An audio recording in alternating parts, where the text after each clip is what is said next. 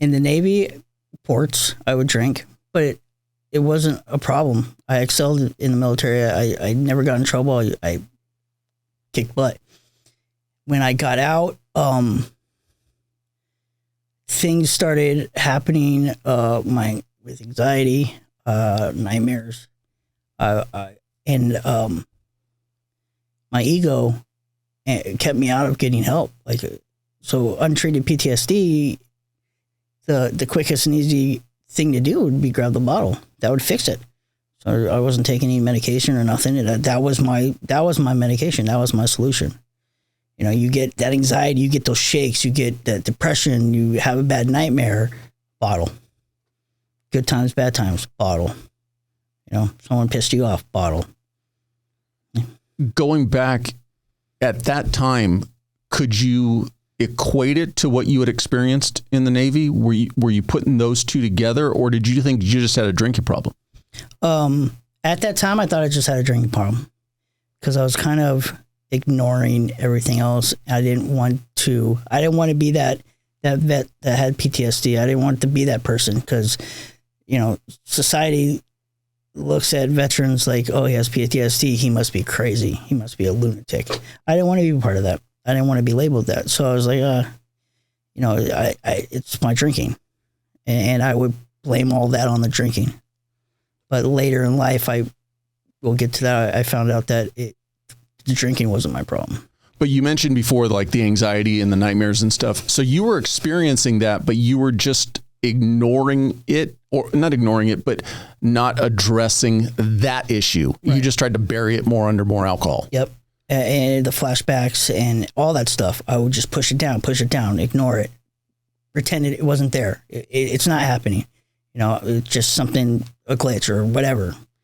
I used every excuse in the book to not address my struggles of that side of the story. Like, I didn't want to be that person. I don't normally ask this, but while you were deployed, was there a significant event, or was it just a totality of the total time in the military that kind of impacted you? So I get that question a lot. Iraq, it's weird to explain, but Iraq and Indonesia was 10 times harder for me. And a lot of my stuff is from Indonesia. When you're dealing with women and children, that hit me harder than, grown soldier, and seeing the stuff I saw in Indonesia, really got to me. And it got to me many, many years after the military. Did you notice anything at the time while you were deployed to Indonesia that it was starting to impact you? No, I'm really good at ignoring and pushing things down, pushing feelings down, pushing. So it didn't bug me at the time, and I didn't think anything of it. It's just like, I'm here to do a job. I'm here to help people. But later, it affected me. It changed my life.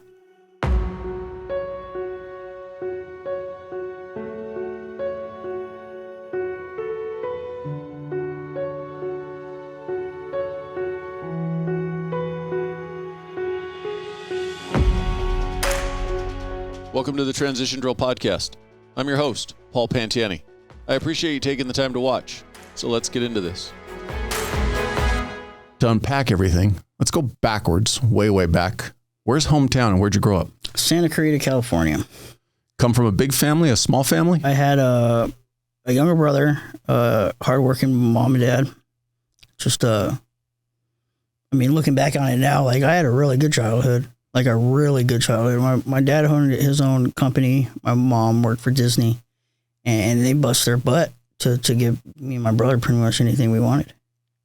You don't realize that when you're a kid. You just think, looking back, I had a lot better than a lot of other people, for sure. As a kid, what kind of took up your time? Were you into sports? I'm still a sports junkie, but I played baseball and football throughout all the way to my senior year in high school. Baseball was my favorite. I was better at baseball than football. I was still good at football, but baseball was my thing. Do you have aspirations of using that sports to go further, college, anything like that? Or was it just a hobby? It started off as a hobby, but I loved it so much. I would have loved to go professional or go college, but I don't think I was that good. I was good at the age I was at, but not anywhere college or anything else. Right. Were you a good student? I was a good student only because you had to be a good student in order to play sports. They required a 2.5 GPA, and I was a little above that. I struggled a lot in school-wise, like I had the ADHD, whatever you call it. And I was always in kind of those like special classes for people that needed a little extra boost, like with study and with homework and stuff like that. But school was a struggle for me. I wasn't the smartest kid in the world, that's for sure. You and your brother, did you have a good relationship growing up? Were you always close? Yeah, I was very close. I got in a lot of fights because of my brother. That he drew you in, or you were trying to get him out of? He's a complete opposite of me. He got bullied a lot. So every time I would hear anything like that, I would just, it's your brother. So. Were you younger or older? I'm 3 years older. 3 years older than him. Yeah. And so from your parents' perspective, obviously you said you struggled with school. What was there, as a kid growing up, what were they pushing for you? Were they pushing college? Were they pushing like, hey, just graduate, go get a job? I know my mom wanted me to go to college. My dad, he never said it, but I know he wanted me to kind of get into his business and like work at his shop and then take it over when he retires. He never really said that to me, but the actions he was pushing me, like, because I will always work for him in high school and younger. Just remember, stay close to that mic. But he was more just graduate high school, just, and then get a career. He thought college was a waste of time. Got it. He didn't go to college? No. What about your mom? My mom didn't go to college either. Coming out, what year did you graduate high school? 2001. And coming out of high school, did you have a plan for yourself? What was going to be your future? So I've always wanted to be a firefighter. I've always found that line of work intrigued and wanted to help people. So even in high school, me and my brother would do the Explorers for county and city. And that's what I wanted to do. I wanted to be a firefighter. And I knew that probably 8th grade. And I worked for it in high school. I passed the academy, the Explorer Academy for city, for county. I got my EMT. And then as I was riding out and doing the Explorer thing, a lot of the firefighters were in the military.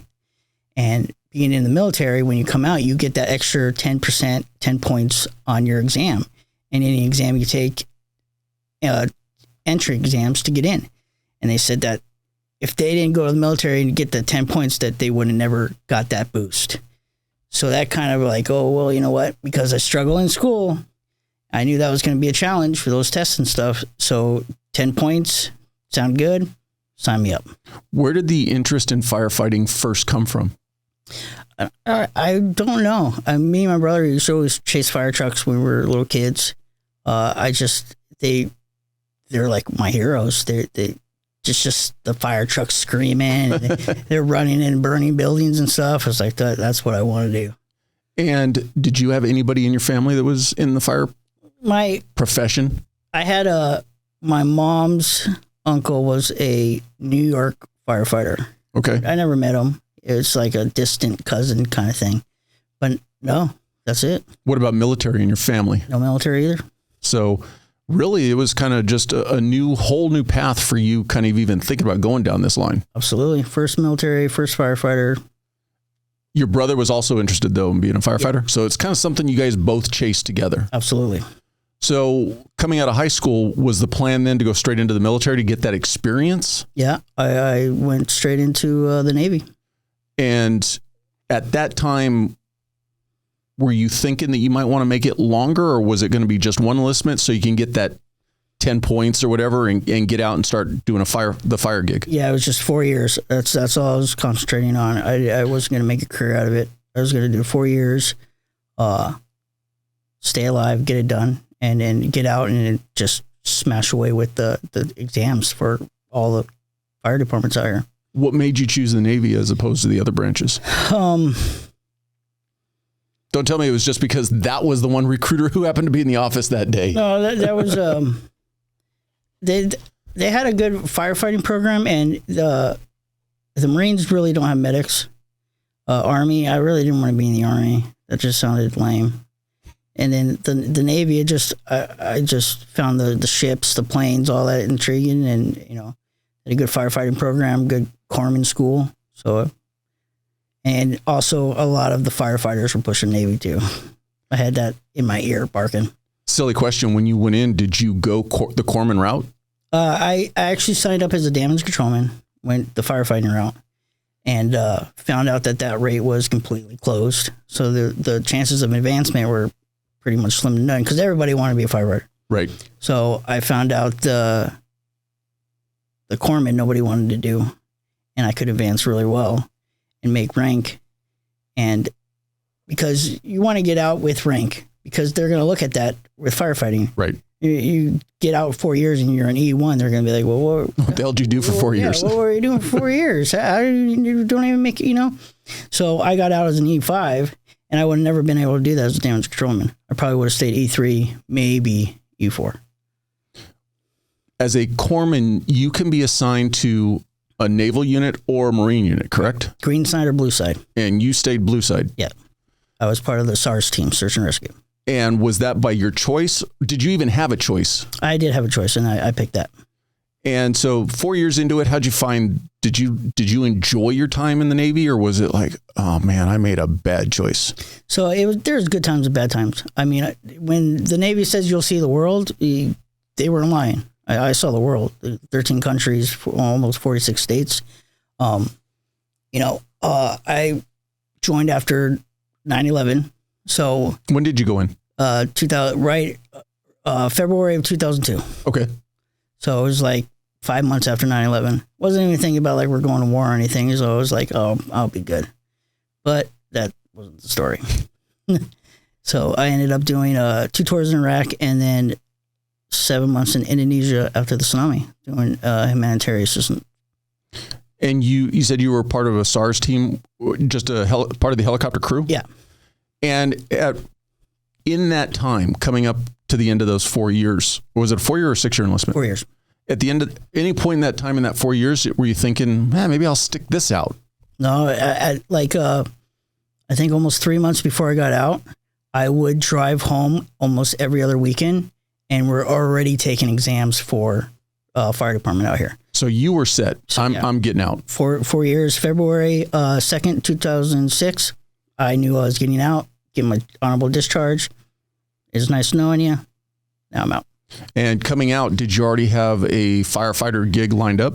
No. I was taking the exams and stuff, and then I had to re-get my EMT license. So I started working for a private ambulance company out of Santa Monica, doing EMT route, ambulance driver. And then I did that for 6 months, and then I went to paramedic school, Danny Freeman. But before paramedic school and everything, I'm just going to put this out. That's when, looking back now, the alcohol started affecting everyday choices and things I was doing with my life. It got to the point where after 6 months and before I got my paramedic license, we would do 24-hour shifts. And I'd party like 2 or 3 days before that, and I'd always have the shakes because it's starting alcoholic, like full-blown alcoholic. So I'd buy the 6-pack of Gatorades, pour all of them halfway out, fill them with vodka, and then that would last me my 24-hour shift. Do me a favor. Turn as opposed to facing that light. Sorry. No, you're good. So let's go down that path then. Were you drinking heavily before you ever even went into the Navy? No, I didn't drink. You do the high school parties. In the Navy ports, I would drink, but it wasn't a problem. I excelled in the military.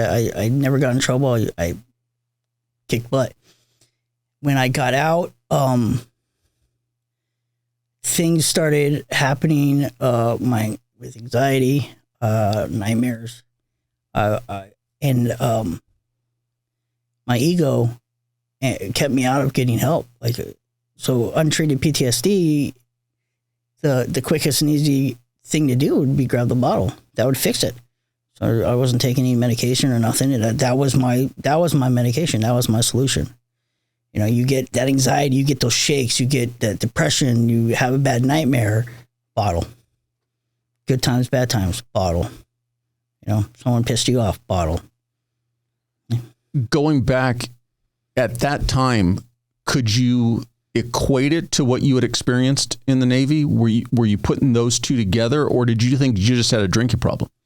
At that time, I thought I just had a drinking problem because I was kind of ignoring everything else. I didn't want to be that vet that had PTSD. I didn't want to be that person because, society looks at veterans like, oh, he has PTSD. He must be crazy. He must be a lunatic. I didn't want to be part of that. I didn't want to be labeled that. So I was like, it's my drinking. And I would blame all that on the drinking. But later in life, we'll get to that. I found out that the drinking wasn't my problem. But you mentioned before, like the anxiety and the nightmares and stuff. So you were experiencing that, but you were just ignoring it, or not ignoring it, but not addressing that issue. Right. You just tried to bury it more under more alcohol. Yep. And the flashbacks and all that stuff, I would just push it down, ignore it, pretend it wasn't there. It's not happening. It's just something, a glitch or whatever. I would use every excuse in the book to not address my struggles of that side of the story. I didn't want to be that person. I don't normally ask this, but while you were deployed, was there a significant event, or was it just a totality of the total time in the military that kind of impacted you? So I get that question a lot. Iraq, it's weird to explain, but Iraq and Indonesia was 10 times harder for me. And a lot of my stuff is from Indonesia. When you're dealing with women and children, that hit me harder than, grown soldier, and seeing the stuff I saw in Indonesia, really got to me. And it got to me many, many years after the military. Did you notice anything at the time while you were deployed to Indonesia that it was starting to impact you? No, I'm really good at ignoring and pushing things down, pushing feelings down, pushing. So it didn't bug me at the time, and I didn't think anything of it. It's just I'm here to do a job. I'm here to help people. But later, it affected me. It changed my life. How soon after you got out did you start having the anxiety and the nightmares? Did it happen right away, or did it kind of build over time? It almost happened kind of right away. It started little.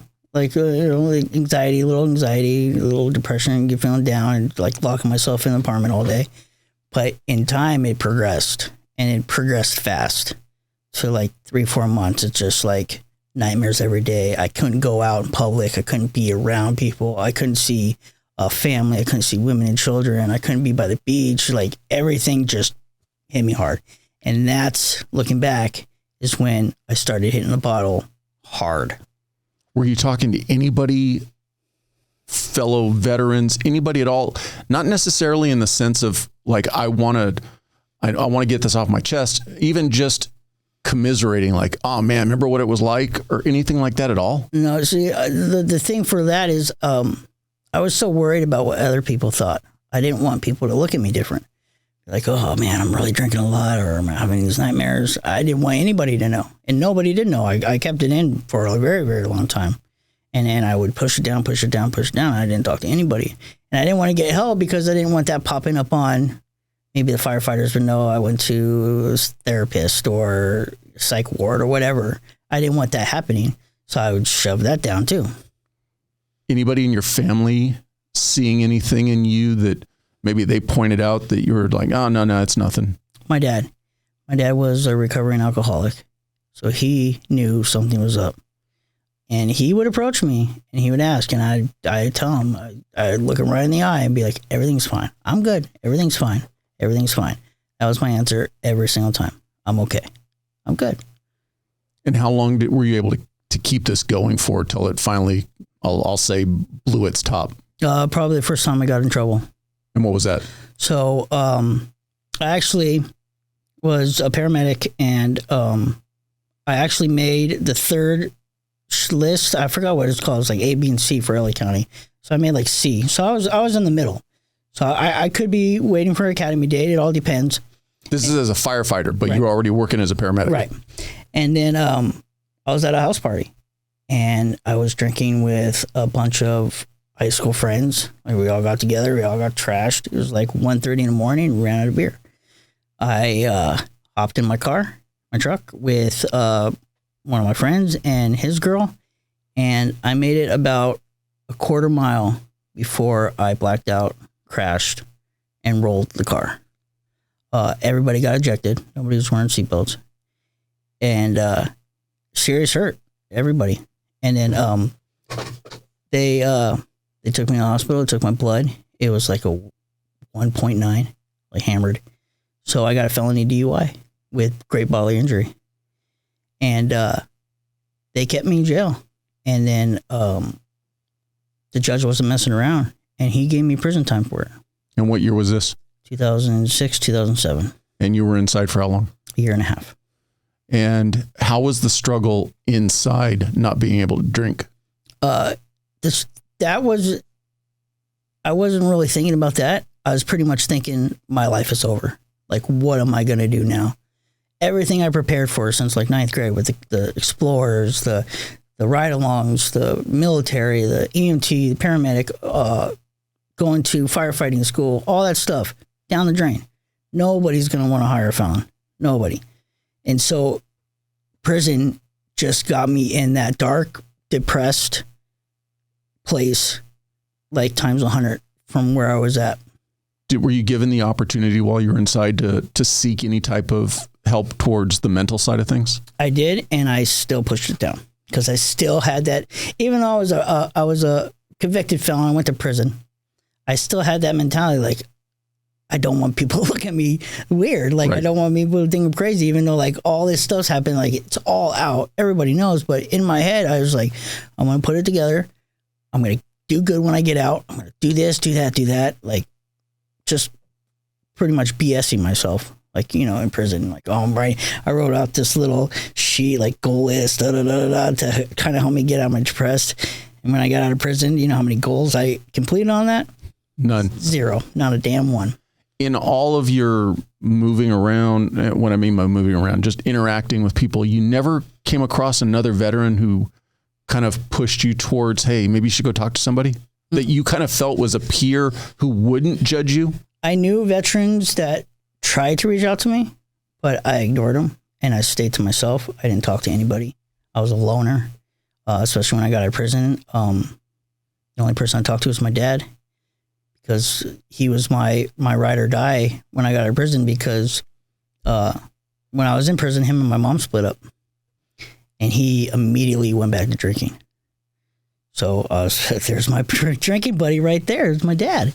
So, and that's what I did when I got out of prison. And I moved to Vegas with my dad.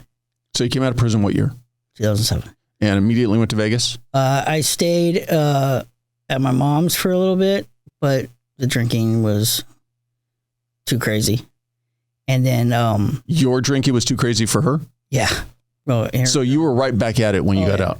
When I got out of prison, my brother picked me up the first time. When I got home, I told my brother, I need to get a pack of smokes. So I ran to the liquor store and I bought a bottle. And I finished that bottle before I even got home because I didn't want to bring it into the house. So big old fifth of vodka, I downed it and I was hammered. And my mom was pissed. Did you find yourself, you didn't want to seek counseling because you didn't want the stigma of counseling, but what about just looking in the mirror and going, dude, I am drinking a garbage ton? See, before I moved to Vegas, my mom kicked me out. And that is the first time I went and sought help. Only because I needed a place to stay. I wasn't really, like my mindset, like I wasn't going to stay sober. I knew that. Because every time I go in I've been in 6-7 programs. And every time I go in a program, it'd be for somebody else. Be for the judge, the girl, my mom, somebody. It would never be for me. And every time I go into these programs, I knew I wasn't going to stay sober. I'm doing it for everybody. Just leave me the hell alone. Look I'm getting help. Here I am. See me? You know? And I would do good in programs. I wouldn't drink or anything. But the minute I got out of it, they would always offer me outpatient. It's really important you do outpatient, blah, blah, blah, blah, blah. And I'd be like, I'm fine. What are you talking about? I just did 6 months in this program without drinking. I'm good. Didn't work a step, didn't talk to sponsor, none of that. I went to AA meetings just to hit on girls. It's just like, I'm good. And then every time I get out, it'd be maybe 2-3 days, I think was my max. And I'd be drinking again. And then just that cycle, right back at it. And then when I got out of my first treatment, my mom wouldn't let me in or anything. And I couldn't get a hold of my dad. So I was kind of like just staying at a friend's house, couch surfing in West LA with all the AA people. And I finally got a hold of my dad. He's like, come to Vegas. I sold everything I had, got a bus ticket, didn't have anything on me. I had a wife beater, shorts, and shirt because I sold everything else, like my cell phone, all this other stuff. Got a bus ticket, straight to Vegas. Did you know going to Vegas that it was going to be not good for you? Oh, yeah. Vegas. That's the worst spot for an alcoholic. Not necessarily Vegas, just the fact that because you were going to be going to hang out with your dad, did you know that there was no chance you'd be able to stay sober? Oh, yeah. Because I knew my dad was drinking. So I knew I'd get away with it because his drinking was like my drinking. So what is he going to say? Oh, you're drinking too much. I'm drinking the same amount as you, Dad. I'm not drinking too much. So I went to Vegas, and that was a disaster. Just complete disaster. 2 drunk Gilleys, just fighting, drinking. It just... Was your dad working at the time? No, he retired, and then he got a bunch of money from the divorce because they sold the house, he sold his company, all this other stuff. But my dad was deteriorating. He was not in good shape. And in Vegas, he ended up, this is a big part of my story. Sorry. This is a big part of my story because this is kind of what got me sober now. And you'll see the thing, but we had a long weekend. We were partying, we were drinking all night, and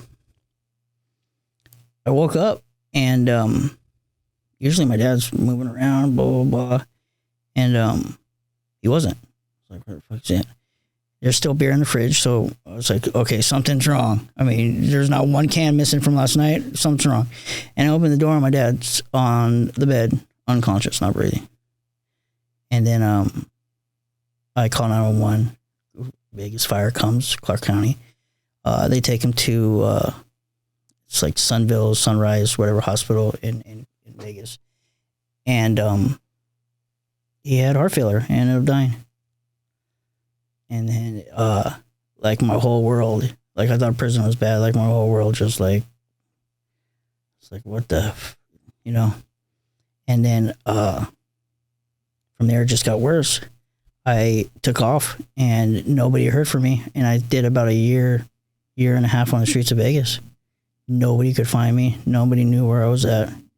I was just in my little world, experimenting with other things but alcohol. I tapped in hardcore to the drugs. I was at the, every time the Vegas police would find me, they knew I was a vet and they knew I had a problem. So they wouldn't take me to jail. They'd take me to Nellis Air Force Base to the psych ward out there. I've probably been there at least 15 times. And it's just over the course of everything that's happened, all these times, all these opportunities, I had a chance to get help. And my ego, and even though I was homeless on the streets, I still didn't want people to look at me weird. It's like, what were you, the mindset that you have that like you are rock bottom, homeless, haven't showered in like a month, look like crap, and you're still worried about what people think of you if you were to go get help. Like it's insane looking back at that. And this is going to sound stupid. It sounds weird to think that you're living in a doorway. I'm going to use the terminology of a typical homeless person. That was less embarrassing to you than stepping up and saying, I need to talk to somebody about my problems. Yep. Absolutely insane. And every time, over 15 times in Clark County. And they'd always say, oh, we could send you here. There's a veteran program here. I'm fine. Leave me alone. Just let me do my 72 hours and let me get out of here. And every time I leave, they'd be like, see you in a week. Like they knew. And I was like, nah, you ain't gonna see me again. A week later, I'm back at Clark County, Nellis Air Force Base. Another stupid question. Did you enjoy drinking and being drunk, or was it literally just what you thought was medication? I thought I think the alcohol saved my life, because if I wasn't drinking, I probably would have killed myself.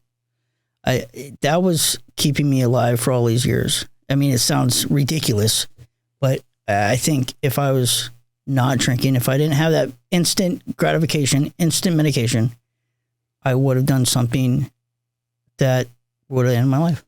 So basically, the alcohol wasn't what you were searching for. You were searching for and using how it made you not feel the other pain in your life. Right. It helped me push everything down, forget everything. And that's all I wanted to do was forget. I want to go back to your brother real quick. Through all of this, when you really got down to your lowest, you talked about being very close to him growing up. What was your relationship like in these early days? You first coming out of prison, still drinking, and then going to Vegas? When I started drinking again, when I got out of prison, my mom and brother just kind of disowned me in a loving way. Like they knew that, especially my mom, because my mom dealt with my dad when he was an alcoholic before he got sober. So she knew there was nothing that her or my brother could do if I didn't want to do it. So they were there. They loved me, but they weren't there. If that makes any sense. So your time in Vegas, what brought that to an end? I got in contact with like an ex-girlfriend or something like that. And she wanted to come out and visit me. So she came out and visited me, and she came out with like 6 other people. And they're just, but you're living on the street at the time, right? Yeah. I met her at a park, and she and 6 other people, these big guys, are like, get in the car. I was like, I'm not going anywhere. And then they forced me in the car, and they drove me back to West LA to the VA and dropped me off at the Haven for my second time. Had you, before that day, had you been in regular contact with her?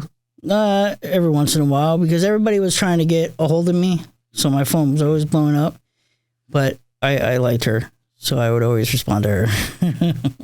What I'm getting at is, obviously it sounds like she knew or had a good idea of how deep in the hole you were if she brought these people with you. Because basically it sounds like she did an intervention. Right, absolutely. She knew I wasn't going to go willing.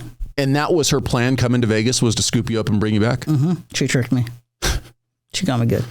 She saved my life. I was going to say, but her motivation was 100% in your best interest. Yeah, she saved my life. Because if I continued on the streets with the drugs I was doing and all that other stuff I was doing, I would have been dead. Absolutely. It was just too crazy. So you came back to West LA, back in the VA. How long was that? I spent a little over a year at the Haven. And this was 2010. Yeah, 2009 to 2000, December 2009 to December 2010. I spent a year there. And then, I wasn't really doing what I was supposed to be doing, like always. I didn't want to drink again. That's the first time, like, okay, I don't want to drink, but I don't want to get help from my PTSD either. So, untreated PTSD, and you don't want to drink, that's not going to work. And then I ended up getting involved with another girl at the end. And she took more priority over the things I was supposed to be doing with AA. instead of going to meetings, instead of calling my sponsor, I was running her house. So I wasn't doing what I was supposed to be doing.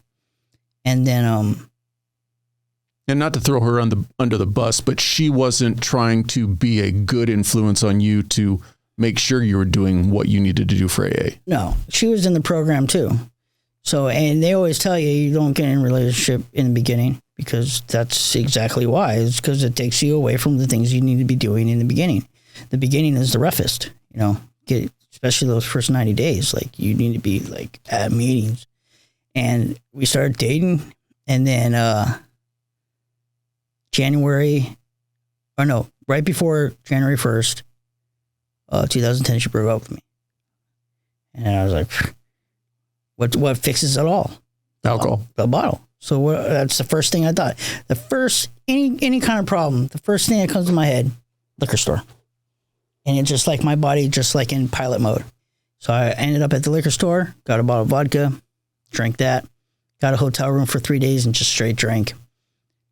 Stumbled back to the Haven, drunk. They kicked me out. Is the Haven a lockdown facility? In the first 90 days, you're not supposed to leave. But it's an inpatient. And then after the 90 days, you can come, you can work. It's kind of like the more time you get there, the more freedom you get. So I had almost a year, so I had a good amount of freedom. But they still kicked me out. So I had nowhere to go. And a buddy of mine that was in the program told me to call this sober living in Lancaster. But don't tell them you're drinking. Tell them you've been sober and you're in this program and you're getting out of this program and you need a place to stay. So I called the sober living Brian, and I told them, hey, I called them when I was trashed, but I'm trying to put a straight face on. Hey, this is Kevin, blah, blah, blah. Hey, I'm at the Haven. I'm sober. I've been sober over a year, just like bullshitting the crap out of this guy. And he's like, oh, yeah, we got a bed. Come on over. So packed my stuff for the Haven, got a ride up to Lancaster in a sober living. And I stayed there for, it was like 3 nights. I wasn't doing anything I was supposed to be doing. I literally locked myself in the room for like the first day, trying to detox myself, shaking, throwing up, sweats, everything. I was just like freaking out, and I couldn't handle it anymore. And I got drunk. I went to the bar that's like right down the street from the sober living, and I got trashed. And then I got a bottle, and I got more trashed. And I got another bottle, and I don't remember anything after that. I do remember waking up in a jail cell. What happened was I was far away from the sober living. I didn't want to walk anymore, so I took a car. And not yours, I'm assuming. No, not mine. I took it at a mobile gas station, took it from this old lady. And I was just going to drive back to sober living and park it and be like, okay, here I am. But before I got to sober living, the cops did their lights and sirens. And then after a 45-minute high-speed pursuit, pit maneuver. While you were drunk. While I was drunk. Pit maneuver. And they got me. Fortunately, though, nobody was hurt. Nobody was hurt. They pit maneuvered me, and I landed upside down in a dirt field off Avenue I in Lancaster. And how much time did that get you? 5 years, but I only did 3.5 on a level 2 yard because of running from the police, you have an escape thing on your record. So you can't go to a 1 yard or any kind of thing. So you have to go to a 2 yard lockdown facility where they have the 2 barbed wires and everything. I did 3.5 years there. What year to what year? 2011 to end of 2014. 3 years inside, still no desire to try to get any help, or did you start kind of opening your eyes to it? I would. There'd be these like moment of kind of clarity, like, PTSD, but I'd push it down. I do not know why I tried so hard to fight this and be like, I'm okay. I did not want to be one of those guys, because in my head, if you have PTSD, if you have that stuff, you're nuts, you're crazy. I don't want to be that person. Obviously now I look back and that's not the case, but my head is crazy. It's like 10 hamsters always running around in circles in my head. I didn't want to be that person. I didn't want to be crazy. Even though everybody already knew I was crazy. I was the only person that knew I didn't want to be crazy. Isn't that the way it always is? Everybody around you knows the answer that you're trying to deny. Yeah. You steal a car, you go on a 4 or 5 minute high speed street, you're crazy. I mean, everything. You're crazy. No, I'm not. I'm good. I always it's always about making the outside look good. Who cares about the inside? I'm hearing the Suicidal Tendencies song in my head. Oh yeah. There's been plenty of those too after I got out of this prison. Because this is the kind of like the slope down to rock bottom. And while you're inside, what about the urges to drink? I was drinking in prison. I was drinking and I was a program clerk, so I was making good money with doing different kind of jobs for people. So they'd always pay me alcohol or drugs or this and that. And I take the alcohol and I give the drugs to all my cellie and stuff. So you came out, you came out in 2012? 2014. Immediately back drinking again? No, I actually had someone from the Haven that I knew. His name's Jason. I took a bus I was in Pleasant Valley up north in Kalinga. Took a bus all the way down to the bus station in LA. He picked me up and I stayed the night at his house and I stayed sober. And then from there, I went to a guy named David Gonzalez, who would be my sponsor. And had he been your sponsor previously? Yeah. So I knew him. And then he helped me get into New Directions. It's a different program, a little stricter at the West LA VA. And I spent a year there. And then I did good. I did everything I was supposed to do in the program. I got a job with the union as an electrician. So I was making good money, got a truck, got everything good. My year came up, I graduated, and then I moved in with my foreman from my job, Rick, in Simi Valley. I rented a room from him, and I was still working. But as soon as I got out of the program, it's kind of like everything I was supposed to be doing, everything I was doing in the program with AA, sponsor, steps, this, that, I just stopped. It's like, kind of part of me is like, oh, you're good now. You just did a year. You got all that in your head. You don't need to keep on going to AA to listen to the same freaking ridiculous, I got drunk and this and this and that. You're good. So I would stop doing everything. And so untreated alcohol, untreated PTSD, just a matter of time. That year that you were clean, though, did the anxiety and the issues related to the PTSD intensify? It would slowly progress and got worse. But again, I was pushing it. I would just keep myself busy, do things to take my mind off whatever crazy things I was thinking. And my whole story is all about pushing everything down. I do not want to remember it. The whole thing of alcohol was it helped me forget. Were you able to rehab your relationship with your mom and your brother during that year where you were clean? Yeah.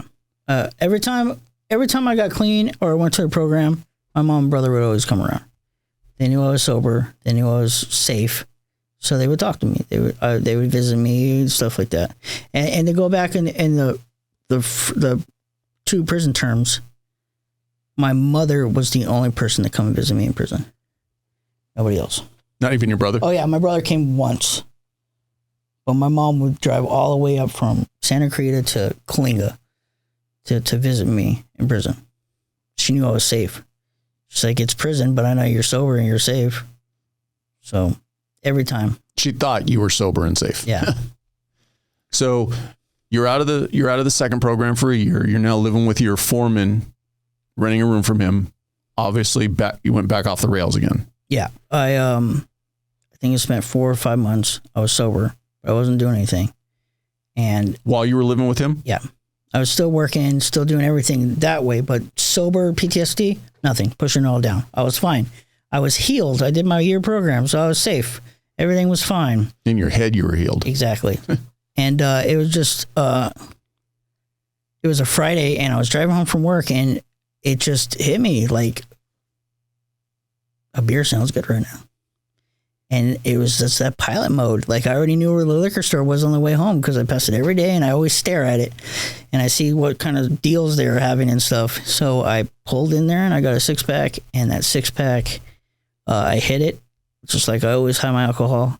6-pack went to a 12-pack, 12-pack, 18-pack, 18, 24, 24 the bottle. And then before you know it, I'm on the phone with 911 because I want to kill myself. And I have a knife to my neck. And I feel so sorry for Rick. Rick and his wife, and he had his 3 kids there. I think the youngest was like 9 or 10. This is your foreman that you were renting a room from? Yeah, in Simi Valley. And when I made that call, they had pretty much all of Simi Valley PD in the front, guns drawn, come out of the house. I felt, at that time, I didn't feel bad, so I was drunk. But looking back at it now, what I put his family through, you know, those kids, because I was drunk. So Rick got me out of the house. They took me to a psych ward in Camarillo. And this time they put me on, usually it's just a 3-day hold. Well, my 3-day hold went to a 14-day hold. And they were trying their best. They're like, we have this program for PTSD. We have this, we have that. And again, 15 years of this, I'm fine. Everything's fine. I just have a drinking problem. I just need to kick back on my drinking. I'll be okay. And then they let me out. And then Rick didn't want me back at his house. So I was living out of my truck. You're still working? Nope, not working. Living out of my truck, collecting unemployment. Pretty much just my day would consist of waking up, go to the liquor store, find a cool spot to park. I would park, watch movies, videos on my cell phone, and drink all day, and then pass out. And I did that for about 6-7 months. And then I went back 2 new directions.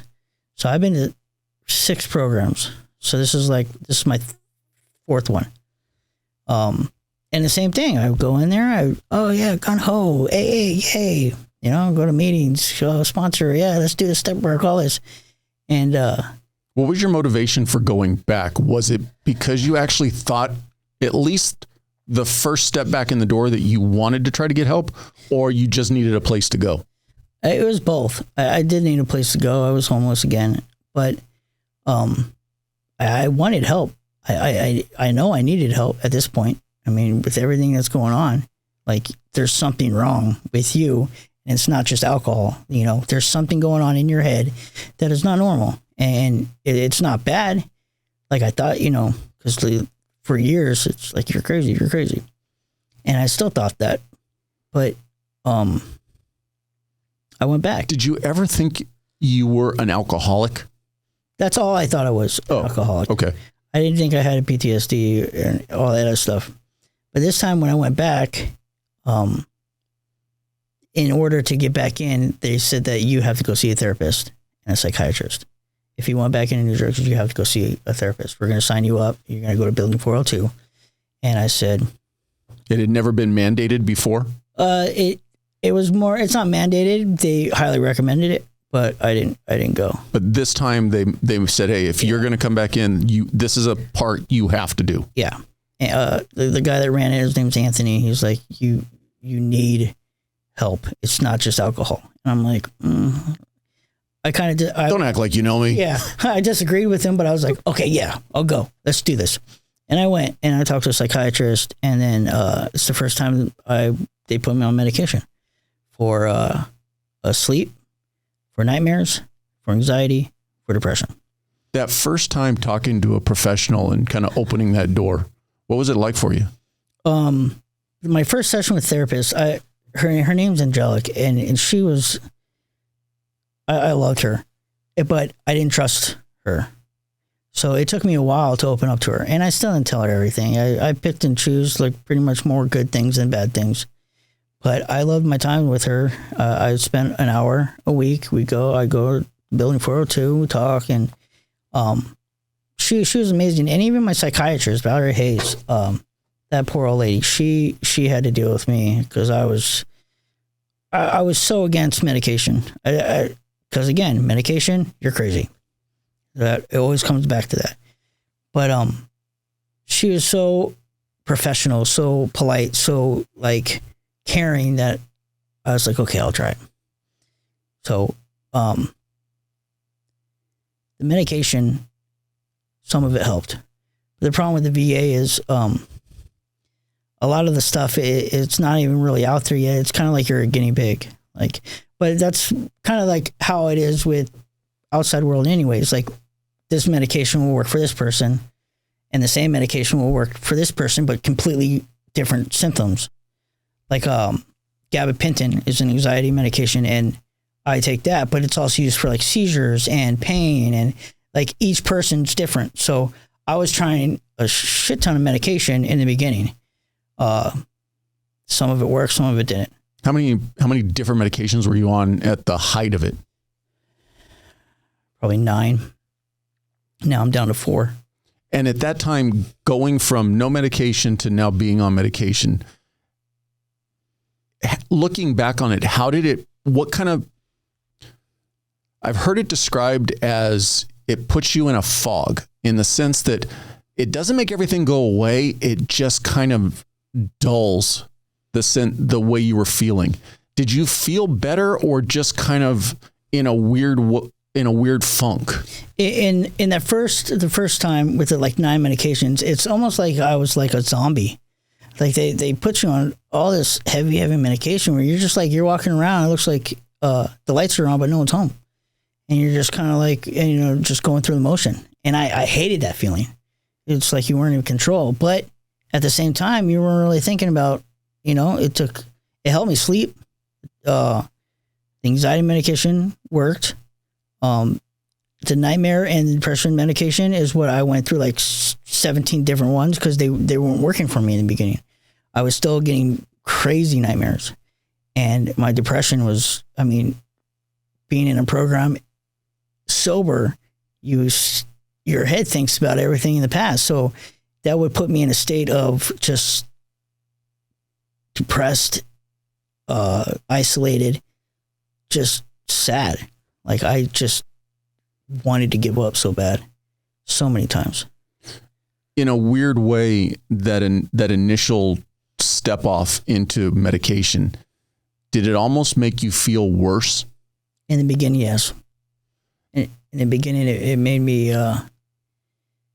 it was giving me health issues and I just didn't feel, I guess it's kind of hard. So you just didn't feel like yourself. You didn't feel right.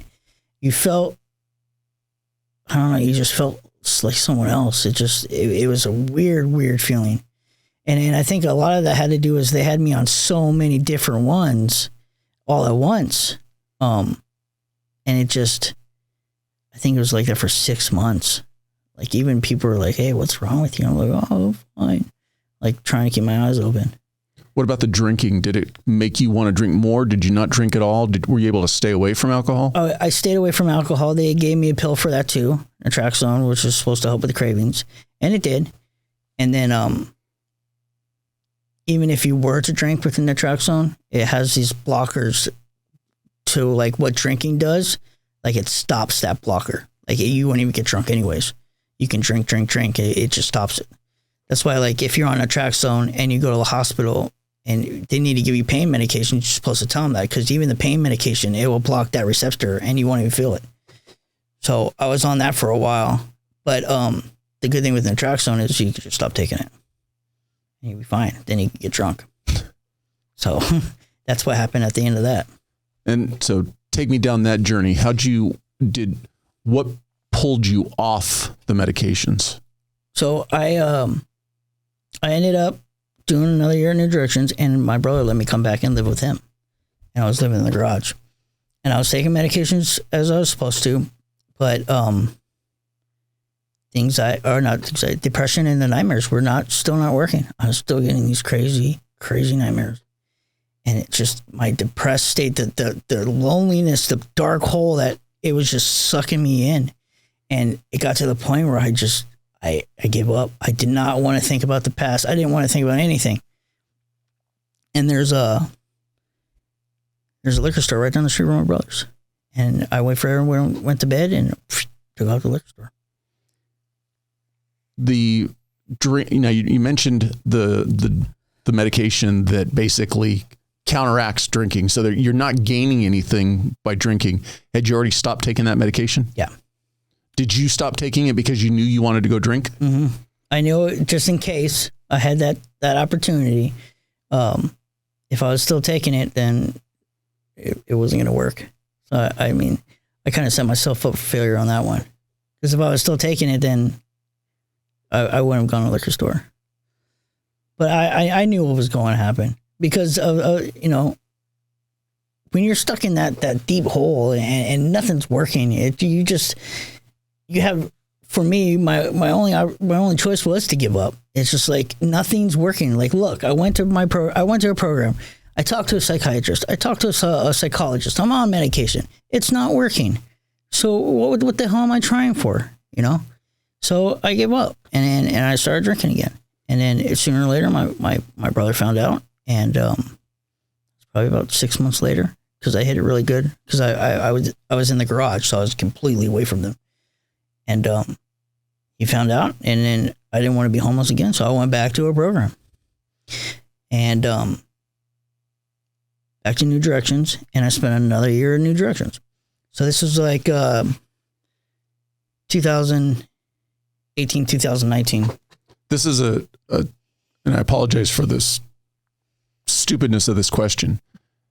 Do they get to a point where they're like, you're back again?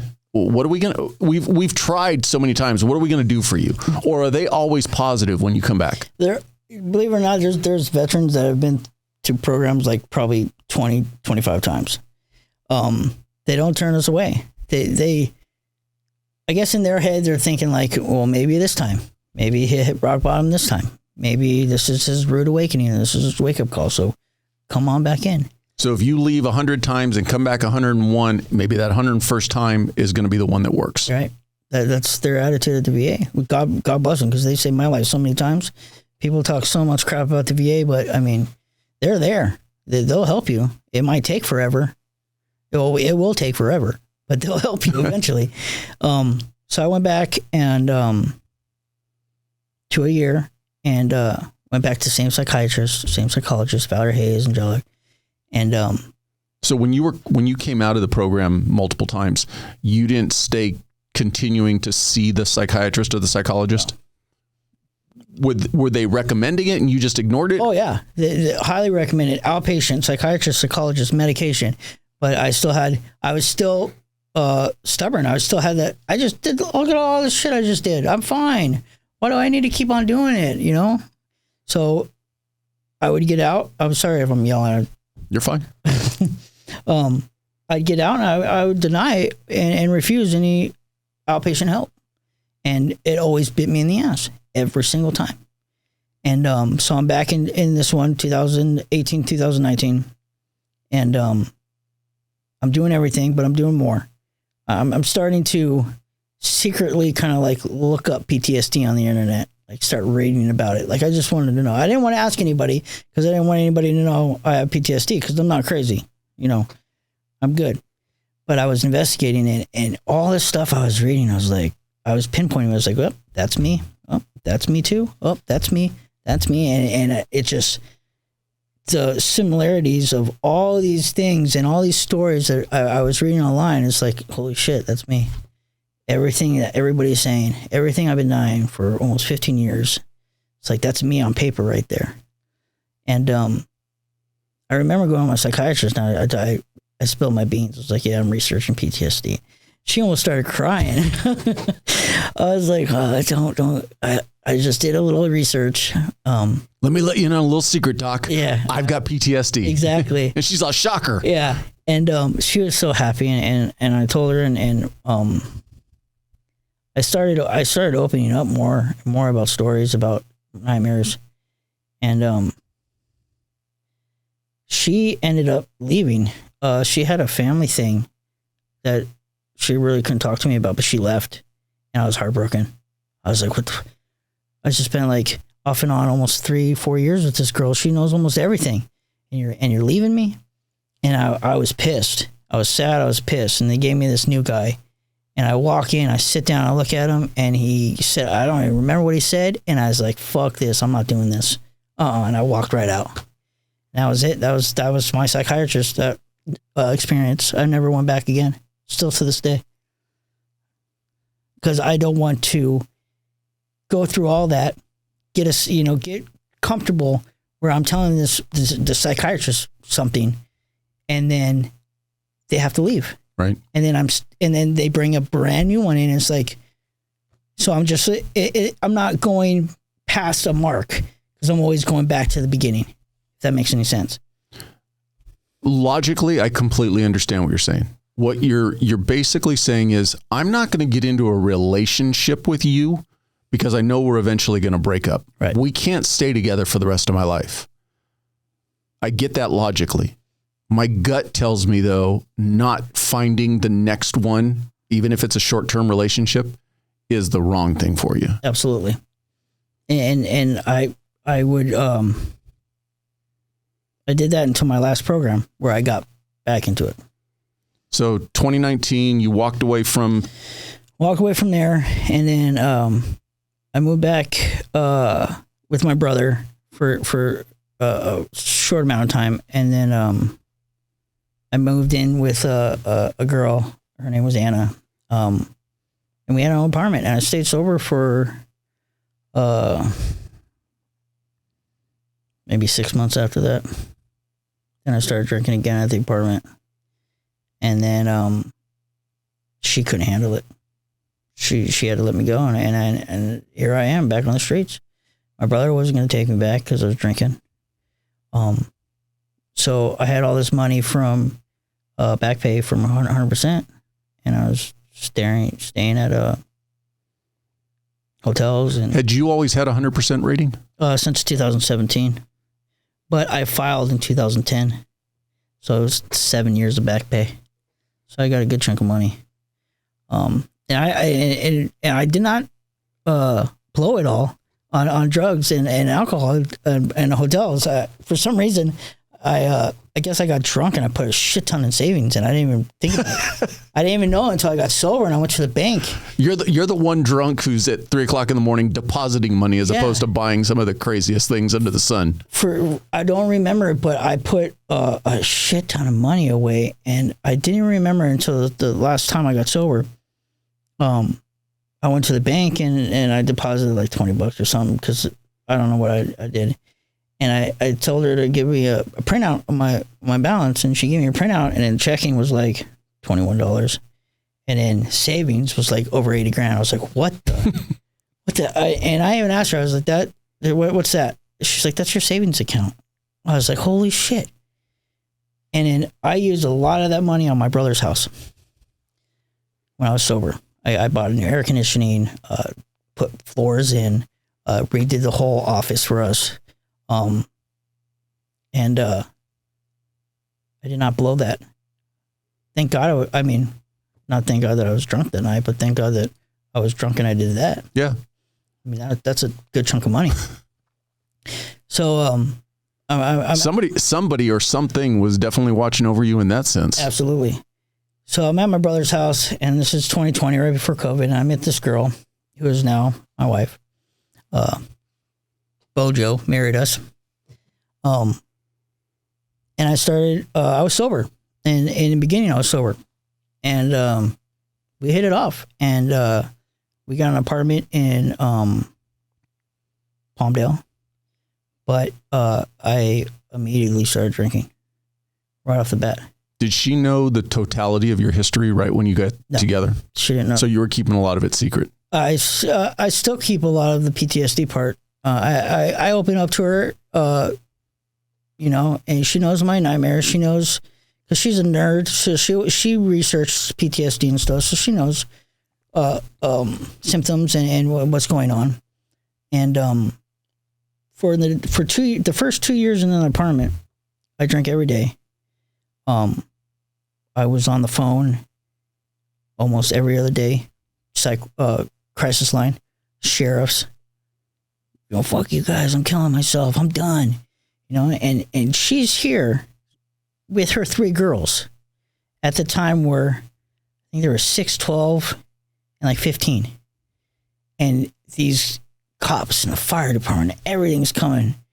And these girls have to sit there and watch that and watch me go crazy.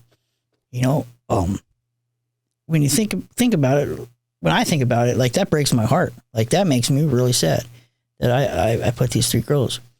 And eventually through those 2 years, her ex found out about all this and took the girls away. My drinking caused her to lose her 3 girls. Like, what a piece of shit. Like that is insane. Like just thinking about that.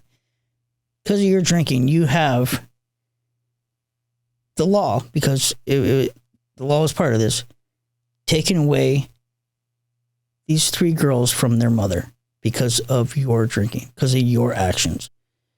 And that made it even worse. It's like every big thing that happens is like, another time to drink more. And for some reason, she stuck it out. I don't know what she saw in me, but those 2 years were nothing but psych wards. I got arrested in Big Bear for a DUI. As your 3rd DUI, did that? 4th DUI. 4th DUI? 3rd DUI. Because I got 2. So this is my 3rd DUI. Did you get automatic prison time behind that one? No, because the first 2 this was 10 years after my last DUI. So if it was before that, you would know, the 3rd DUI is considered a felony. But because it's after 10 years, it's considered a first offense.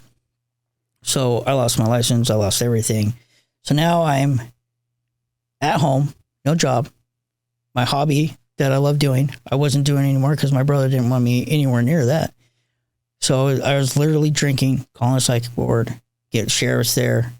I think I spent at least 15, 16 times in psych wards. Palmdale, Antelope Valley, West LA, Henry Mail.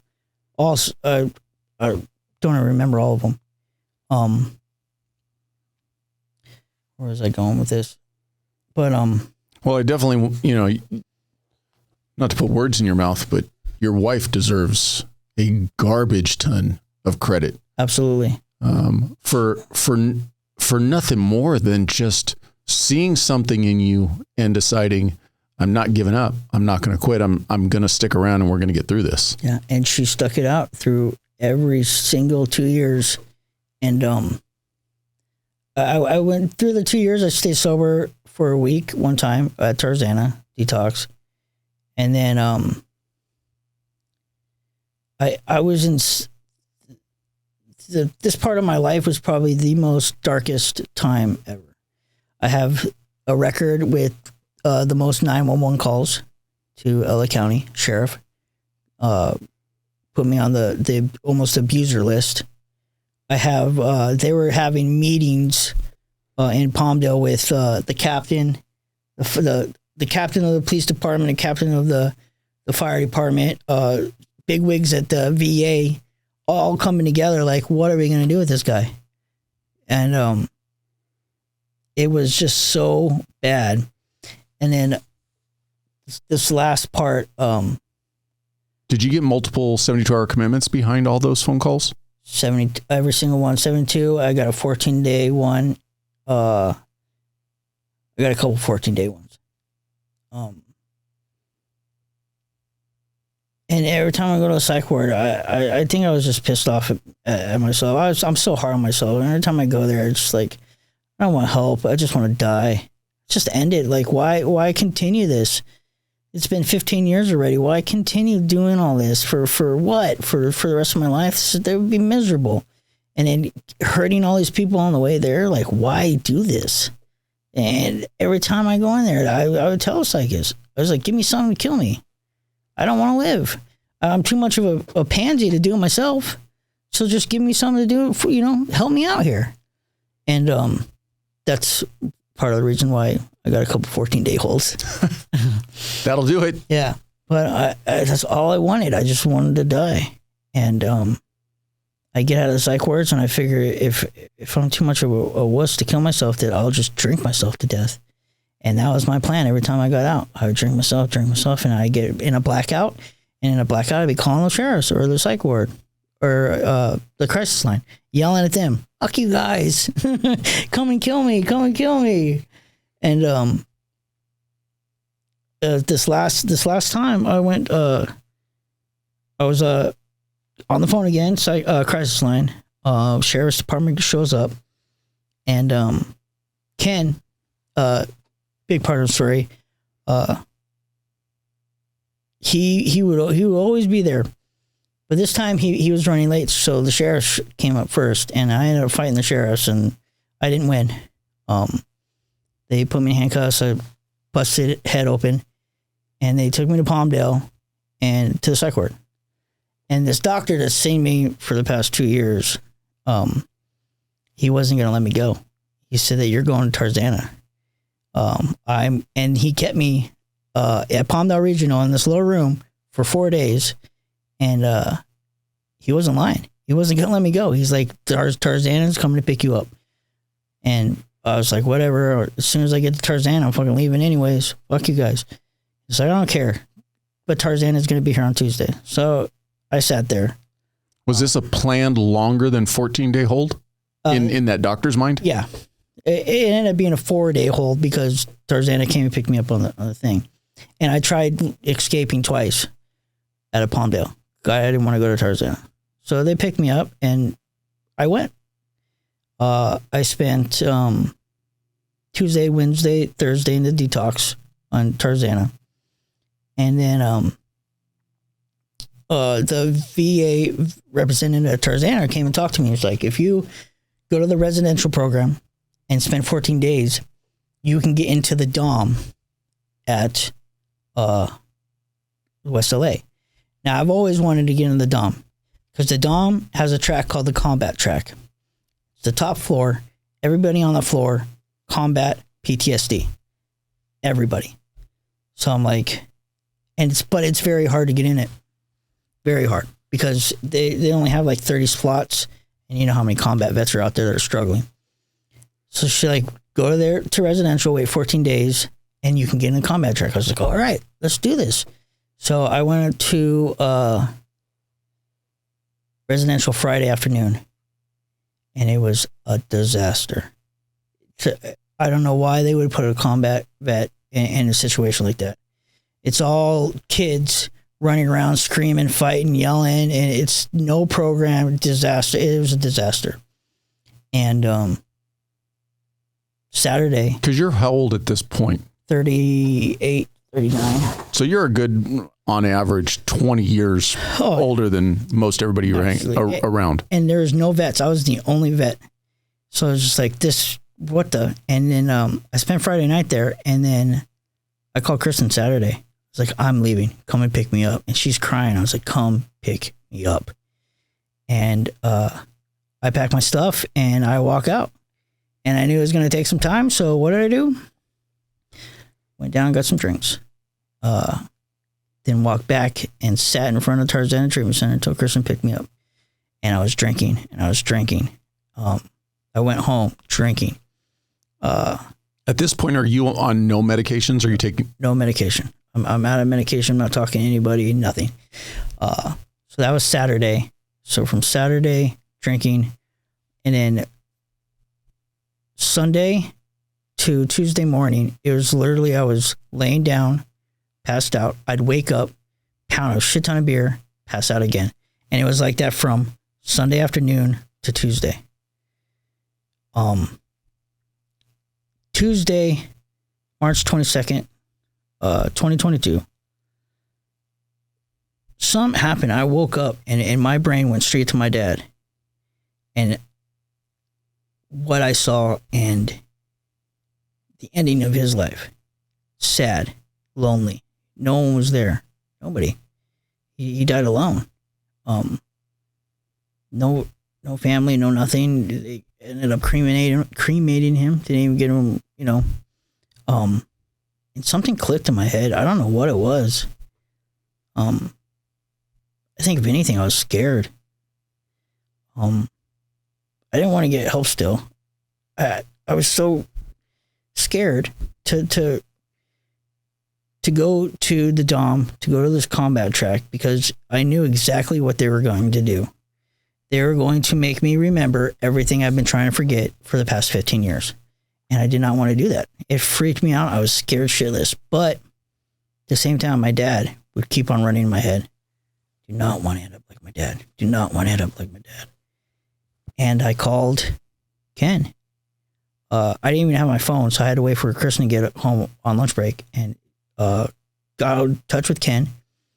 And Ken came and he said, "You ready to go?" And I was like, "Let's go." And he took me to the VA. From there, I went to the psych ward. And I don't know what happened. I guess they had a big meeting or something. But they came back and said, this was Tuesday. They came back Wednesday and said, "You're going to the Dom tomorrow, combat track." I was like, okay. I white flags up at this point. Like, I do not want to wind up like my dad. I'm pushing 40. I want to have a life. You know, I didn't go through all that for nothing. So Tuesday morning, Dom came and got me, and then I went to the Dom. I went. It's mandatory. You got to go through their little detox, and they want to make sure you're good. I went, and Dom is good because they have everything in house: psychiatrist, psychologist, doctors, nurse, everything. So as soon as I got there, they immediately sent me to the psychiatrist, got back on my meds, told him what meds weren't working. So he put me on other ones. So I started that. Then I started talking to his therapist. And then I started going to these little detox classes for 7 days. And then they moved me up to the 3rd floor with the combat guys. And then it was hardcore there. You have classes all day. You have different assignments and different things you have to do in order to make the next phase. So it's not just sitting like the other 2 programs are like, oh, you went to 1 or 2 classes and then you sit around and do nothing for the rest of the day. It wasn't like that. It was like bam, bam, bam, bam. You have a routine. It's like military. They're telling you what to do. Bam, bam, bam, bam. I loved it. I excelled in it. And these classes that they had, I paid attention. I wrote everything down. I was a complete fucking nerd. I was like, oh yeah, I gotta write that down. Oh, I gotta write that down. Reading the books, doing the assignment, you know, little book nerded, you know, my desk, writing out my little story. But I was doing it, and it felt good. And I wasn't spilling my beans. I'm still not spilling my beans. It's still slow. I'm still talking to the therapist and everything. But I was doing it. 15 years later, I was finally doing what I was supposed to be doing. And day by day goes by. Day by day, I feel better. Day by day, my head's just that much quieter. Just a little bit. Maybe I can lay my head on my pillow for maybe like 10 minutes without thinking anything. And that 10 minutes was the best feeling in the world. It's like, oh, you know, I haven't had that feeling forever. It was amazing. And I was doing it, and Kristen was behind me, and I had Bojo and Ken, and I had all this support. All the support that I didn't think I had, because when you're drinking and you're in that spot, you think all these fuckers are out to get you.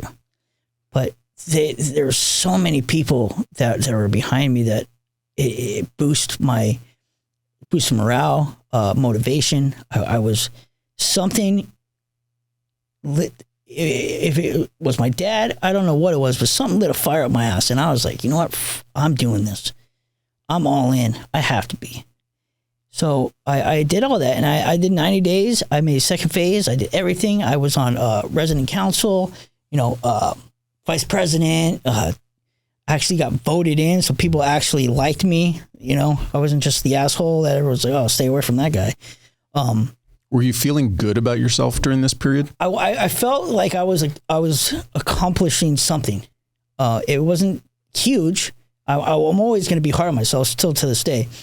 But I felt like I was doing something, doing more than I was all the previous times. And because I was doing what I was supposed to be doing, I felt good. I was running, I was working out. Kristen was the happiest girl in the world. And I did 90 days. Perfect. Ken came to my graduation, came and picked me up. And then I went home. But before I went home, it's another thing that I've never done. They offered outpatient. And psychologist signed me up. Still to this day, I'm in outpatient, second phase. But I did the outpatient. It was all on computer, Zoom. So as soon as I got out, the next day I got out, I already had class. Monday, Wednesday, Fridays, 2 hours. And then once a month or once a week, you talk to a therapist. Once a month, you talk to a psychiatrist about your medication. And I'm still doing it to this day. I have not missed a class. And it helps me out tremendously. There's other people that are in combat, but they're all veterans. And there's psychiatrists, and I'm still able to talk to a person one-on-one and talk to her about feelings and the PTSD part. Because I still have a sponsor that isn't a veteran. He's just an alcoholic, but he can help me with that part. But I have the whole other side that I've been denying for years because I didn't want to be crazy. I have that part now. That's what's saving my life right now. It is the fact that the alcohol wasn't my problem, it was my solution to my PTSD. And PTSD was the problem because that was triggering everything. I don't want to sound trivial, but your wife is saving your life right now. The fact that she didn't give up on you is why you're here today. Bojo knows she's an amazing woman. I don't know what she saw in me, but I try every day to be a better man, to work hard and show her the side that the sober side, the somewhat sane side, because I still have my outbursts. I'm still a dick sometimes. Well, all the time. But I'm nice. I'm nice about it this time. This time I come back around and apologize quicker than I used to. Because I usually just whatever, get over it. But I try my best to be a good man to her. You know, we got married. Bojo married us right in our apartment. And I try hard, and I know I can always do more. I know it. And I try, but I think I'm always going to have that in my mindset. Like, you could be doing more. You could be doing this. You could be doing that. But it's like we talked about before we started recording. You had to find your new mission. Right. And you found your new mission, you know, and as trivial as it may sound, being the best husband that you can be is your new mission. Yeah, absolutely. You know, and a byproduct of that is it's keeping you in line as far as your addiction and your mental health issues. Yeah. But your mission is being the best husband you can be. Right. Best husband, best brother, best son. How's your relationship with your brother today? Good. We're doing the... well, we're going to get into that. Yeah. We'll get it into the two answer. But me and my brother we talk to him every day. We text every day. I go down there every Friday with my service dog, Sammy. Yeah. And with my mom too, because my mom knows the side. She's seen it with my dad. So she understands. Your stepdaughters, was she able to rehab that relationship with them?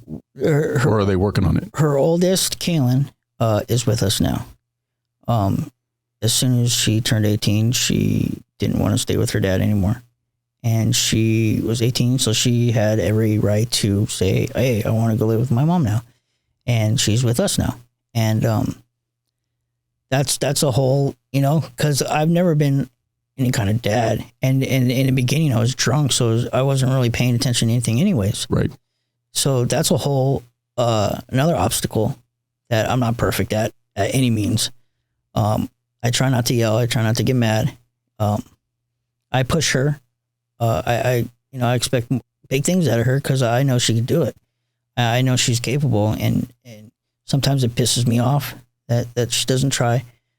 But it's all in good faith. I just want the best of her because I don't want her struggling or going through the things I had to go through, you know, with money and homeless and all that. I want her to succeed. I want her to be happy, you know. So that's a whole another mission for me. And I'm working my best. I'm trying my best. I'm doing my best. Talk to me about your support dog. When did you, it's a male or female? It's a female. When did you get her? I got her January 2nd of this year. Had it never been offered to you before? No. And the ones that have been offered were a lot of money. This one, actually, part of Bojo's team, Mike and Vic, got her for me and brought her down January 2nd. And she's the best dog. She's 7 months and she follows commands. We go to training every Sunday. I take her everywhere. I've always wanted a service dog.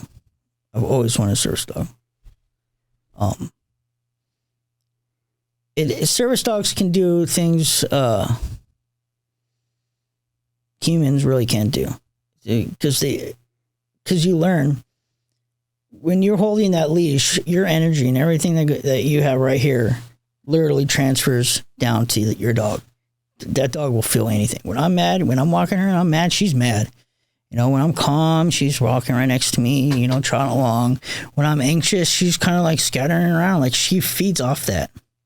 And then I could see it in her and be like, wait, why is she acting like that? Oh, it's because I'm acting like that. What's going on? What's wrong? And I could take a step back and be like, okay, I'm mad at that, or I'm worried about this. Okay, what can we do? You know, like things I've never done before. It sounds ridiculous, but it helps me out tremendously to take a step back and be like, okay, what am I feeling right now? Without taking a step back and running to the liquor store. Right. Just taking a step back, be like, okay, what am I worried about right now? Or what pissed me off? What am I not getting over? Like, what's going on in my head? That's the biggest thing. Because if I can't get that down, for right now, my reaction is going to be like, okay, well, run to the bottle, you know, because I mean, you could take all the medication you want. Things are going to happen. Life's going to happen. You know, people are going to piss you off. You know, you might not be able to pay that bill, or stepdaughter pisses you off, wife pisses you off, dog pisses, anything. That's just life. And now it's only been 16 months, but I'm learning how to deal with life without dealing with it drunk. Dealing with my emotions, dealing with my feelings, dealing with all this crap I never wanted to deal with before. All this stuff I've been shoving down, you know, dealing with things that I want to cry about, but I'm too manly. I don't want to cry. You know, it's just like all this stuff. And it's exhausting, but I feel so good. Like waking up without the shakes, waking up without throwing up, waking up that you're in a bed and on a psych ward. Things have happened in the past 16 months that I would never even dream in my wildest dreams that would happen to me. Looking back on it, and this may be a very easy question to answer in the sense that you went through it, you didn't want to acknowledge why you needed help.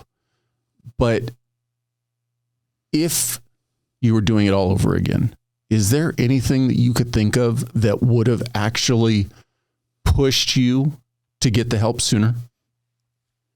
I think if anything would, any kind of memory of my dad, anybody bring it, like if my mom were to bring my dad up or something, that probably would have kickstarted something. Or just the pure fact that someone would have came up to me like, you're going to die. You're going to die, and you're probably going to die like your dad. And I don't know, talking with someone that's been there, done that, and telling him, you know, this is what I did. Like, I went to this combat track, and this changed my life this way, and this is how it was, and this is how fucked up I was, and this is where I'm at now. You know, I didn't really have, you know, I had the support of people pushing me towards that way, but I never really talked to someone that, you know, went through the combat track until I actually got to the combat track and was able to talk to people that have been there for a while and hearing them how they've changed and their story. I'd be like, damn, I was just like you, and now look at me, kind of thing, you know? It's like, wow, if this fucking guy can do it, I could do it, you know? But I didn't think, I don't I'm just mumbling now. I thought it was hopeless. I didn't think I could get help. I mean, the unfortunate side of things is every decision we make in life, we can woulda, coulda, shoulda till we die. Right. We can't change the past. There's nothing that we could do sitting here that's going to make you go back and do anything differently. I just wondered if sitting here today, maybe even not with me asking you the question, if you've ever just kind of rattled around in your head and gone, if this had only happened 10 years ago, 15 years ago, I might be on a different path today in a positive way. Obviously, you could have gone down an even worse path. Right. I think what all kick-started all this was my first time getting in trouble. It was that felony DUI, just going to prison. Like, if I could have changed something before that and manned up and actually got help for my PTSD and switched everything right there, I think my life today would have been completely different. I probably would have been a firefighter, probably been married, kids, the whole family thing. I think that point right there, my life turned 180 and it just went downhill from there till March 22nd. But playing devil's advocate on that one, you could have come out of that one incident and said, all right, now I need to turn my life around. Now I need to stop screwing off. Yeah, absolutely. First term in prison. When you were at your worst, if you could have had access to a therapy dog, do you think that would have helped you? Or do you think you wouldn't have been able to appreciate it? At my worst, with a trained therapy dog, I think it would have helped me a little bit. It probably would have saved all the suicide attempts. For sure. Yeah, absolutely. So let's talk about the house you're getting built. Yes. Last year, November, Ken gave me this pamphlet about this opportunity in Palmdale. It's, they're building, Calvets and the city of Palmdale are building this whole VA community, all veterans. They're like duplex houses, but they're brand new. Everything's brand new in them. So we got a 3-bedroom, 2-car garage, and it's in this little gated community, and everybody that lives in there is a veteran. And they're on phase 3 right now. So our house should be done before Christmas. Phase 2 is just getting their keys this month. And then they have 5 more phases after that. So there's going to be, I think she said like 80 units. So 80 veteran families. And they have like a big old park. It's all like, it's gated, nice houses, everybody's got their garage, and it's just, it's amazing. 16 months ago, you told me I'm getting a house, I would have been like, yeah, right. If I'm alive. But I mean, with the house, the therapy dog, we got a new car, I got married, rebuilding all these relationships I trashed, especially with my wife. Stepdaughter is going to be harder than my wife. She's a stickler, but I'm trying. I'm trying to be that man and not be too hard on myself. Because every day it's still like, I'm not going to lie, I still think about the past. Those, just like you were saying, the shoulda, coulda, wouldas. I still think about that. Not as much as I used to. Like when I was in the program, it was like nonstop. But there's times where like something I'll see on TV or something that will trigger something, be like, damn, if I would have done that, I could have done that and this and that. Like, it still pops up. But that's life. Yeah. I mean, the adage of don't live your life looking in the rearview mirror. Right. You can't change the road you've already traveled. All you can do is control the road that you're driving on now. And keep it going on the best path possible. Yeah, and was my sponsor that said this. With everything I've been through, the new guy that's coming up that was just as like, tough guy mentality like me, saying, well, you didn't do this, you didn't do that. I've been there. What do you bring it? I've been through all that shit. Then this is how I got out of it. I can use my story to hopefully save somebody. I mean, if anyone's listening to this, I mean, there's help. If somebody's interested in this veteran housing program, where's the jump off point? How do they get in contact with it? You go online and go for homesforveterans.com.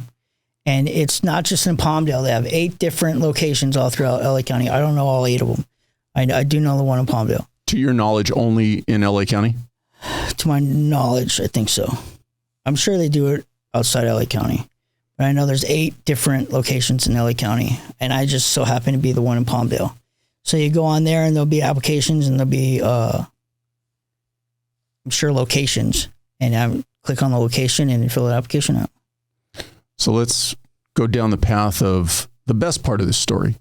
Talk to me about 289 Media. Yeah, 289 Media. So 289 Media was established by my brother. It's a media company, and we it started with us just documenting first responders and everything they go through.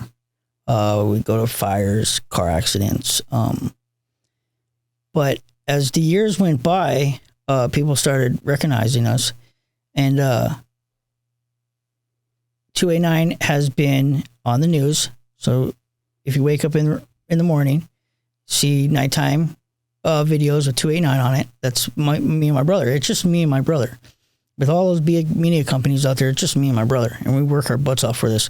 But we've been on the news. We've been on documentaries, newspapers, magazines, articles, and our footage is also being used as training video for LA County Fire Department. A lot of our brush fire videos have been added into their training videos of like patterns and the way the brush fires move. And then we also, almost every single fire I go to and videotape, there's always a couple firefighters who are asking for the footage because they want to show their friends and family, hey, look this is what I do. You know, police officers do too. Was the idea of photography and video just a hobby of you and your brothers, or where'd that come from? So ever since we were young, we used to chase Fire Station 111. It was right down the street. We'd get on our bikes. We'd hear the sirens. We'd take off to the corner, or we'd shoot to the backyard because the main street was right behind us. So we'd shoot to the backyard, jump on the wall, wave to the firefighters. And then I got a car. So then I didn't need a bike. So I just start chasing them. And then my dad bought us a videotape recorder. So I started going and videotaping it on this big ass video thing.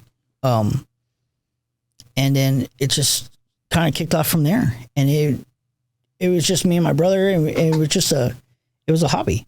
And we liked going to fires and we liked watching the firefighters, the police, do their thing.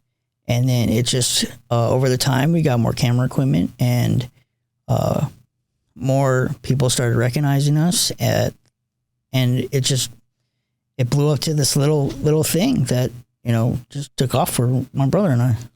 And you showed me some of the pictures that you've taken. You've got them on the walls in your office. Right. You talked about your recognition. I believe you said in magazines and newspapers have shown your photos. Right. It's one thing to be somebody is like, hey, I've got a camera. I like to take pictures. It's another thing to get to a point where you're taking the quality of photos that you're taking. Have you gone to training to get better at this, or are you just fully self-taught? Me and my brother are just fully self-taught. We, as soon as we get cameras, we would literally just screw around with them for days, with the settings and take pictures and figure things out. And then we'd take it to the scene and then we'd start snapping pictures and videotaping. And you've actually been able to turn this into a profession where you sell the footage to news agencies. Right. To highlight when a natural disaster or something's occurring. Right. At nighttime in LA County, well, pretty much all of Southern California, the news vans and the news chopper, they all go away. They're not out.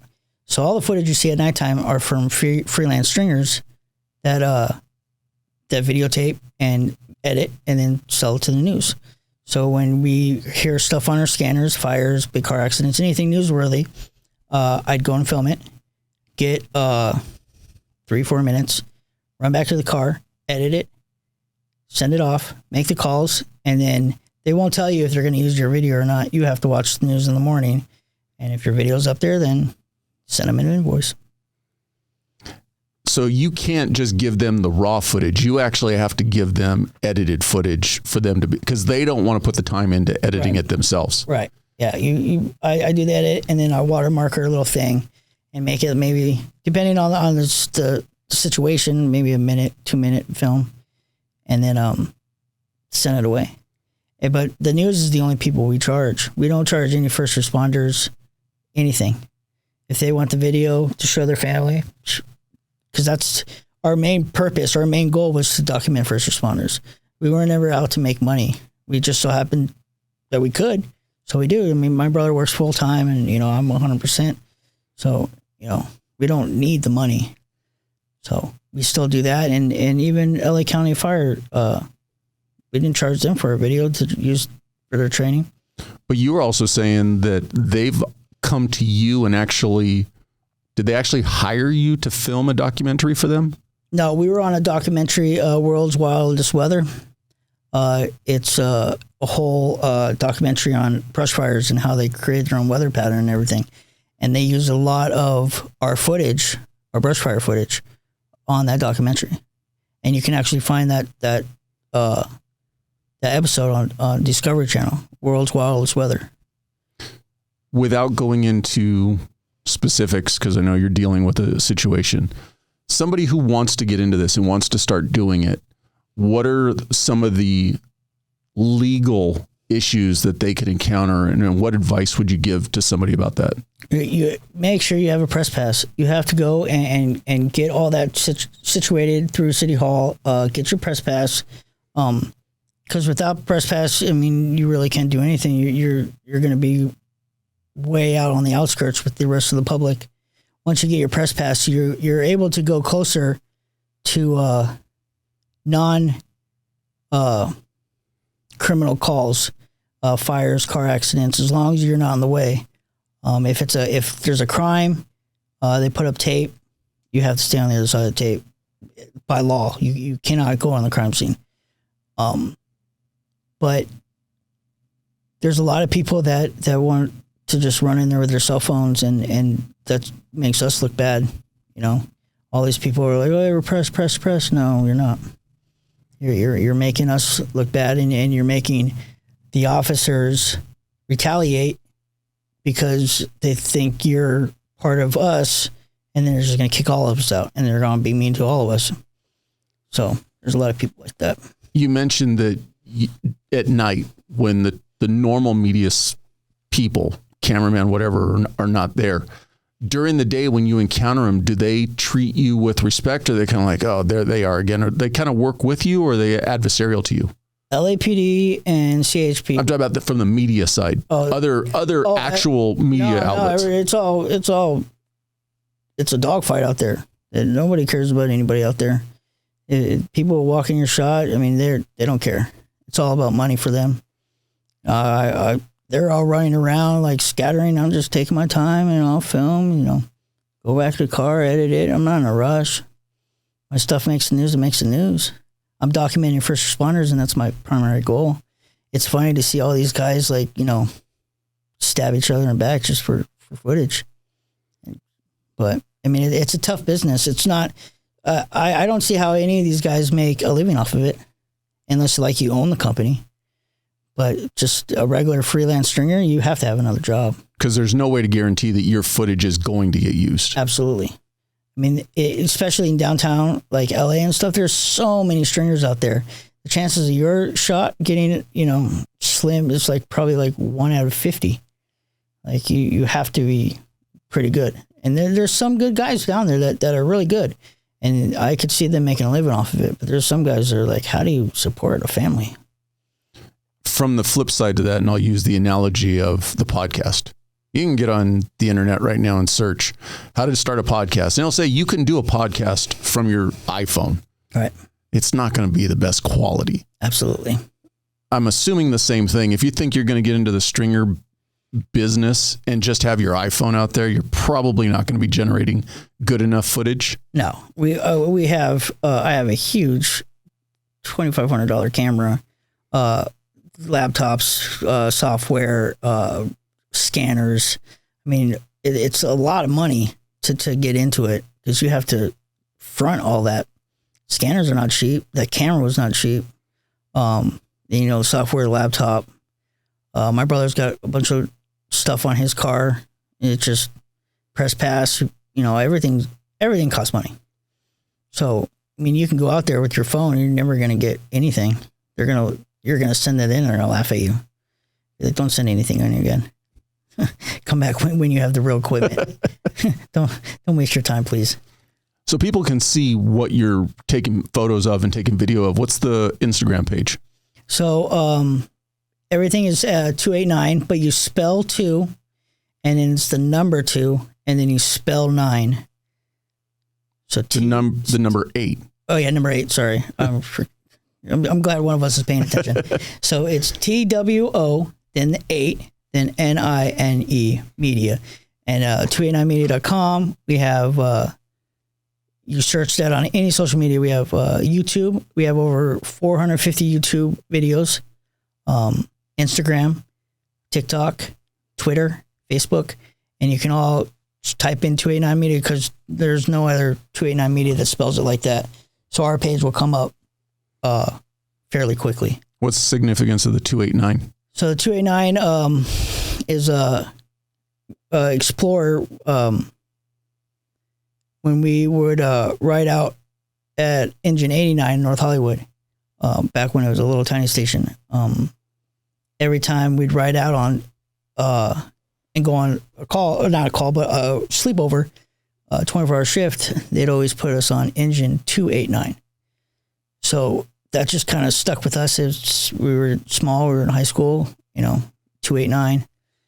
No one else has got something like that. So it was my brother's idea, and he did the 289, and then we came up with the logo and ran from there. And then I try to go out every night, and I'll go out where I live, try to get footage of. You're just monitoring the scanners for stuff that pops off? Yeah, I'm monitoring, and I also have a couple inside LAPD officers and stuff like that. They'll let me know what's going on. In a weird flip of the way, you've got your snitches. Yeah, in a weird, friendly way, friendly text to see how I'm doing and stuff. And then I know we know a lot of firefighters too, from LAFD, and I know a lot of firefighters, especially in Palmdale, because they had to deal with me for freaking 2 years. Every time they call a psych ward, the fire department comes. You mentioned getting a press pass, and you said you had to go to City Hall. So do you just go down to LA City Hall? I'm using LA County, for instance, but does that press pass allow you access through all of LA County or just in the city of LA? Well, the city of LA and LA County, they want you to have a press pass. So it kind of just for the city.